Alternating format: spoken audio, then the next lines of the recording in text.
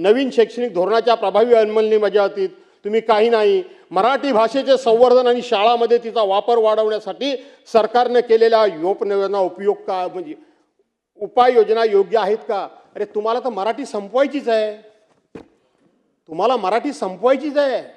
कोणाच्या तरी नादाला लागून कुठं त्रिभाषा सूत्री कुठं आहे? संपूर्ण देशामध्ये त्रिभाषा सूत्री आहे कुठे? शाळेमध्ये 3 भाषा सक्तीनं शिकवल्या पाहिजेत आणि त्यातल्या त्यात हिंदी शिकवली पाहिजे सक्तीनं. अशा पद्धतीनं देशामध्ये किंवा हिंदी भाषिक बेल्टमध्ये सुद्धा अशा प्रकारची जबरदस्ती नाही. हे कोणाच्या डोक्यातून आलं? अगोदर नाही म्हणालात, इकडे तर आमच्या मराठी भाषेला अभिजात भाषेचा दर्जा मिळाला म्हणून स्वतःची पाठ स्वतः ठोकून घ्यायची आणि दुसऱ्या बाजूला त्याच मराठीचं खच्चीकरण करण्याचा तुम्ही या ठिकाणी डाव आखलात. 3 भाषा अख्ख्या महाराष्ट्राने त्या ठिकाणी उठाव केला. 2 ठाकरे बंधू एकत्र आले, अनेकांनी आपले पक्ष बाजूला सारून त्यांना पाठिंबा दिला म्हणून तुम्ही तात्पुरता मागे घेतलेत. काय डॉक्टर नरेंद्र जाधवांचा अहवाल?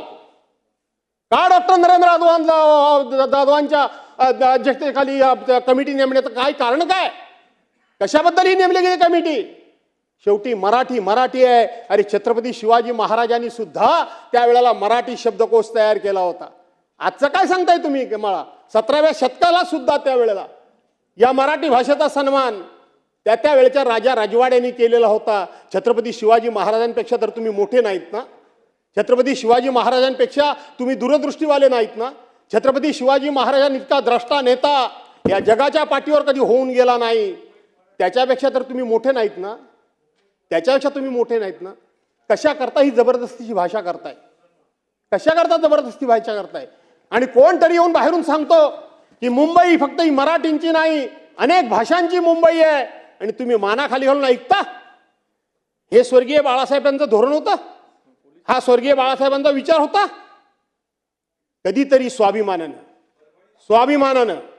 ताट उभं राहिलं पाहिजे. काय होईल त्या परिणामांची पर्वा करून मामा रोज चालत नाही. जे व्हायचं ते घडतच असतं. ते काय आपल्याकरता थांबत नसतं, काहीच थांबत नसतं. पण कधीतरी आपला स्वाभिमान, कधीतरी आपला सन्मान, कधीतरी आपली अस्मिता, कधीतरी आपलं स्वयंस्फूर्तीचे विचार, या विचाराशी आपण बांधील राहिलं पाहिजे. आणि म्हणून इथं मराठी भाषेबद्दल मी सांगितलं.